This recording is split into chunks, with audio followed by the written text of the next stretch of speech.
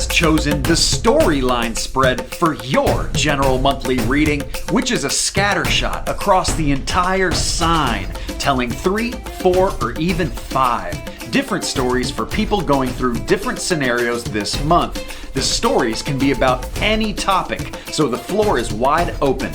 People say that often multiple stories do and will resonate with them, but the main goal of the storyline spread is to find that one story that is all about you. And that is what we're going to do today. And hello to all my great Virgo friends. Welcome in. It is time for your storyline spread for April 2024. Now, what the intro did not tell you is that this is a specific category of a storyline spread. Spirit wanted to make it a love spread. So love relationships with your close friends, your family members, anybody close to your heart really can come in on these spreads. So let's get started and find out which story is all about you.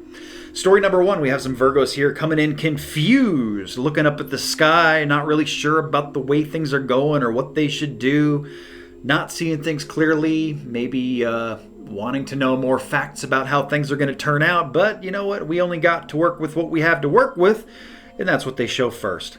Next they show is my 4 of Pentacles, which is my hoarder card, but in the deck they wanted me to use for you today. I call this my bird deck because we have a lot of birds. And this is just a weird type of hoarding. This is not your normal hoarding. This is like hanging on for something too long that really needs to be let go, but it's not specific with like your normal things you let go. This is like a heart attachment. You're hanging on to something with your heart that really needs to be let go, and I'm not sure what that is. You know, maybe you have a better idea of what needs to go. It is purging energy, so it is very full moon, which we will talk about in your moon cycle forecast at the end of your reading. They do show loyal heart. Loyal heart comes in here. This is a close connection between two people. If this is your story, if it sounds like you with the confusion, this is very much probably the advice for how to deal with this, is really just to stick with the fam. Stick with the close friends and the group. Stick to your core group. Don't be looking for external advice. You know, if this has something to do with medical, you want to stick with your doctor. You don't want to be getting 8,000 different second opinions. If this is something that is, I don't know why I brought up medical because this is a love spread. Well, it could be about family, so I guess that can be encompassing. If it's financial, they're saying here, you know, it's kind of the same deal. Finances need to be stuck with your main hub of finances here. It's not the time for crazy purchases. We will be talking about I had 2 financial spreads, storylines this month. Virgo's not getting it. I think that's a good thing actually. But I have some things to announce that are happening in May that affects all the signs. And I think we had a couple financial ones for this month for April to kind of help some of the signs prepare for certain things. But there's some heavy financial stuff coming, guys. So I can really see what they're talking about here, like, hanging on to something for too long, especially if it's not good for you, really need to let it go. And also here, loyal heart, they show, this is dealing with your main, what you need to do, nothing extra. Just dealing with the main set of circumstances, your main people, your main expenses, whatever version of this they mean. And it ends very well. It ends with success, okay? So things can be done here. There is something that needs to be let go here and kind of purged out that you have been hanging on to for too long. And I'm looking for other clues in the card, not getting it. It's probably a little vague by design. They don't want me to tie it down too tight. It's a perfect time for me to remind you too, guys. Virgo, this is a general reading. We're reading for all of your Virgo friends, not just you. So if you're looking for messages that are personal, private, and all about just you, I offer a wide variety of those services on my website, from small all the way up to full service, scottsagent.com, guys. A little something there for everybody. Let's get into story 2. Also want to tell you that the homily, this is going to be a shorter reading because your homily is going to be a standalone reading this month. I'm not going to attach it to your reading at the end of your reading like I normally do, so this reading will end with your moon cycles. But the homily is going to post very close to the urgent readings. And looking on the Virgo list, we, again, do not have an urgent reading. I don't think I've done an urgent reading for Virgo since I started the urgent readings. In fact, I view that as a good thing, okay, because kind of less is more. So Spirit's just trying to get you a few information here for your loved ones, those close to your heart, and get you on your way. They think you're good, in good shape. Let's see if that's true. Story 2. The card that comes in here is my 2 of Pentacles. It is inverted. In this deck, in my bird deck, it is a bird holding what it believes is a key, but it's actually a pin to a grenade. Okay, so it's saying you have the key to this. What is going on? Obviously, it's between 2 different areas of your life. So your family is evidently, or your love life is going to be one of these corners. The other corner is going to be, work, balancing with family, or health, balancing with family, finances, balancing with family. You get the idea. They show two different areas of your life are in, opposition. They're opposed to each other. They're struggling to balance it out. That's why they show this bird holding this key, okay? You have the key, but you got to handle this delicately, because otherwise this can all blow up. That's what the grenade does, okay? We don't want that to happen, so you just got to handle things delicately, one thing at a time, maybe one day at a time. They bring in my Oracle Angel card to breathe. Okay, it's always good to remember to breathe. You don't want to just hold your breath and keel over. No, it's more about just the fact that, like, de-stress. Okay, this is about, like, just breathe. It's gonna be okay. Breathe. You don't need to be anxious about this or these situations, like overly anxious. You do need to be attentive, and you need to be aware of what is going on, but not overboard, okay? They show the 10 of Swords. In this deck, it's very eloquent 10 of Swords, because they show a woman here being tied down, but she's blossoming regardless. There's just like flowers going through her, so you're really tied down here. Maybe this is tied down in love. Like, some of you are really kind of spending a lot of time at home with the family, and for some of us, we really like that extra time. Maybe for us, some of our families drive us crazy. Maybe this is in-laws coming and I'm not a big fan, that kind of deal. But that's what they show for a lot of Virgos going on here, is kind of isolative, being tied down to something, being tied down, love corner type of deal, of being very attached to certain things, and just to breathe while you're balancing these areas of your life, which of course one of these is going to be love. Okay, so love, we need to keep love in congruence here. I'm going to jump to your Rune Stone. I normally don't do this in the middle of your reading, but it's beckoning, it's calling me, so I'm going to hit it. It is the Rune of Harvest, guys. I'm trying to remember, is that on my board? It is. I'm not sure if you can see that, or maybe this one better, or yeah, let's go. Maybe back here. Anyway, Harvest, it's two little kind of open-ended triangles pointed in opposite directions. It represents time for you to collect. Okay, now it's you time. Now it's time for Virgo, with the things that you love and the things that you desire. This is the month where we're focusing on those type of things. And for a lot of you, this is a very family-oriented month, seeing family and friends more often than usual. Very good with Harvest. Let's see if Harvest is going to tie into 3 or not. Since I did jump ahead, I'm not sure the answer to that yet.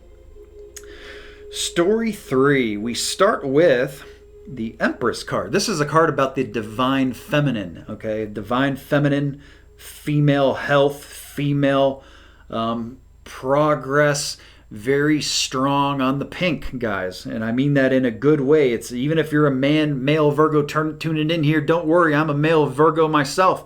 This is not necessarily your story, first of all, and even if it is, it's just saying that the energy here is gentle, okay? It's a gentle April with your love corner. Very mild, very feminine characteristics, like the act of yoga. There's plenty of guys that do yoga. Yoga is a very soft activity. It falls under Empress energy. Gardening, that's another one. So you get the idea. They show very soft energy for April. They show also here that there is strength going on. A lot of you are making courageous moves here with maybe something that you love, or your pursuit of your passions, your will. Man, I like the way that looks. Looking toward the future. And this is the Empress is also a card about birth.